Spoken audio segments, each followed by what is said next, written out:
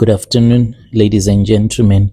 Welcome back to another episode here on European Confessions. The following story that you're going to be listening to, it comes from a message that I received on Facebook from one of our brother. And the message, it reads like this. Hello, how are you? Please post my story as anonymous. I am a Zimbabwean man and I have been scammed so many times. I don't even believe that in Zim we have all of these powerful witch doctors. If they were powerful witch doctors, maybe by now I could have found someone that could have assisted me so as to make my problem to go away. I am experiencing a lot of problems in my life as I'm speaking with you right now. My son is in the hospital not feeling okay because I am being haunted by the spirit of 3 people. These were the people that we removed their intestines, and the other one we removed their teeth when I was working at this other mortuary. I never thought that I would end up working in the mortuary, but I was desperate at that time when I was staying in South Africa. I arrived in South Africa. This was in the year 2008.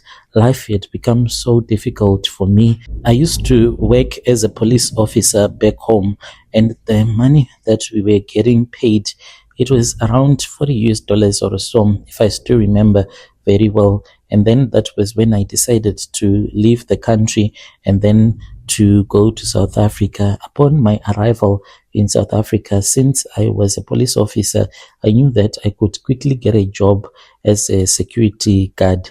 I then started working as a security guard, and we used to guard the shops that belonged to the Indians as well as the Chinese in the CBDs and in the downtown area. So that was the work that I was doing. It then happened that I found favor in the eyes of these other South African men. So there was a place which was where they used to make tombstones. Like, it was at the next street where I used to guard. So I would make some patrols.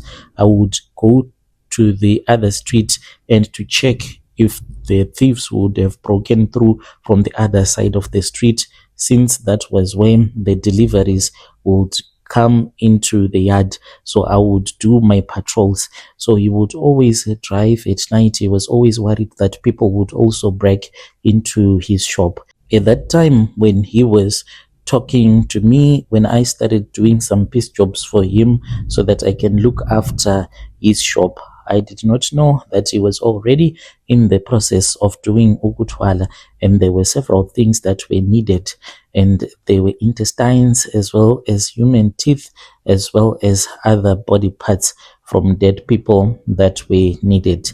So we started being friends. He would give me money. The money that he would give me, it was not a lot, but according to the standards of the day, the way that I was living my life, the way that I was poor, it was okay. I was making money that was enough. So I would go and I would look at his shop to see if there is anyone that would have broken into the shop late at night.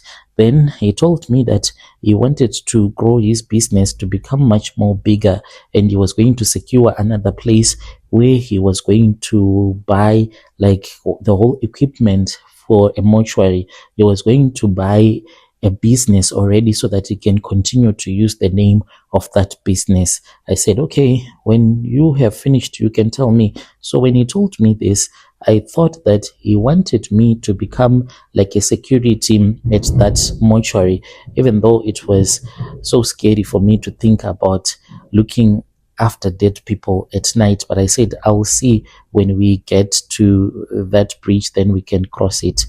Then fast forward, he told me that he wanted me to come to his place. He then had a meeting with me and his wife. They told me that they knew that people from Zim, they are very hardworking, and they wanted someone like me to work at their mortuary. He told me that they already had a woman that was going to be working in the front desk.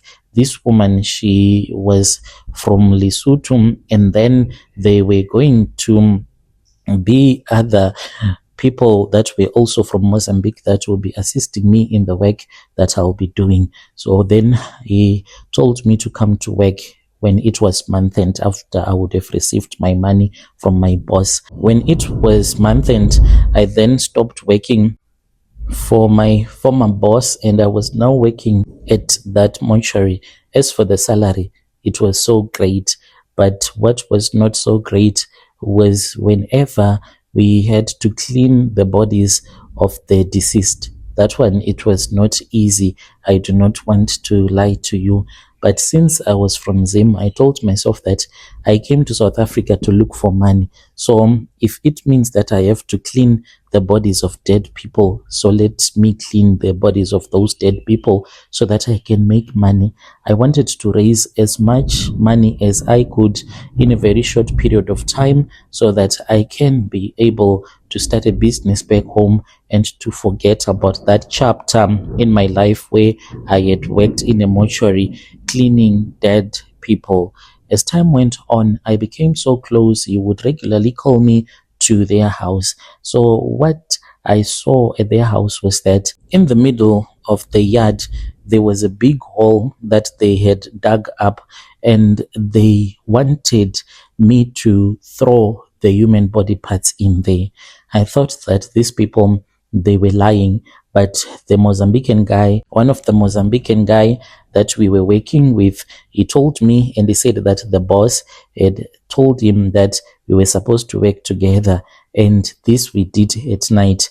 We had some bodies that we had of people that were at our mortuary. So we removed the teeth and the intestines, and then we went and we gave it to our boss.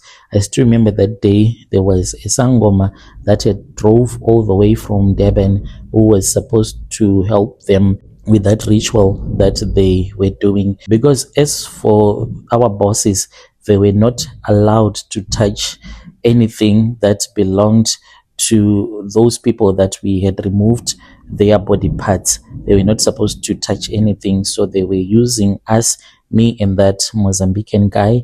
We did our work and I was given 20K.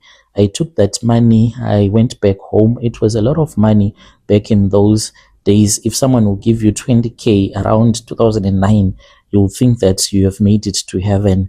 I still remember the journey that I took going back home with that money. What I did was that I went to this other Chinese shop and I bought what they call a bomber jacket, that one that is puffy. And then I put the money in the jacket, and some of it I put it into my jean trousers and some of it into my socks. Like I had money everywhere. And then I went back home and I was able to open up a small tuck shop. And then I returned back to South Africa and I was no longer working at that mortuary until I was able to migrate from South Africa, and then I came to Europe where I am staying. I do not want to lie. I am facing a lot of difficulties in my life. Some of the challenges in my life, some of the challenges that I have been facing, they started way back when I was still in South Africa. But now, like my child that is in hospital, the doctors don't even know what is wrong with him. As for me, I also have these dreams. I see the dead people that we opened up their bodies and we removed their parts. Like the woman whom we removed her intestines, she always come to me and she is saying that she wants me to return back the intestines to a final resting place. She is saying that just go and give them to my relatives so that I can be complete. She is saying that her ancestors are unable to welcome her back because her body parts, they are missing. These items, I'll never be able to get these body parts. Why? Because they were burned the night when we buried them. Then after a couple of days before I had left for Zim, they called us and we went to our boss's house, where we went and then we removed those same body parts, and they had already prepared a big fire by the braai area. They were even using that braai stand to burn those body parts, and I don't know what they did with the ashes, so they can never be found. For that one, I am very sure. So this is what the spirit has been telling me. I have tried to go to Chipinge. I went to Chipinge 3 times. The money that I have wasted going to Chipinge, not even counting the flight tickets, you can even buy a car with that money. So that is why I am saying that maybe in Zimbabwe there is no more witchcraft, because with the money that I have wasted, there is no one who was able to help me, because I just wanted to silence the spirit of this woman that has been bothering me and telling me to go to her relatives that are in Eastern Cape where she was buried. Yo, dear listeners, right there was a message that was sent to us by one of our dear brother. Strange things indeed, they do happen in this world. Apologies for the background noise.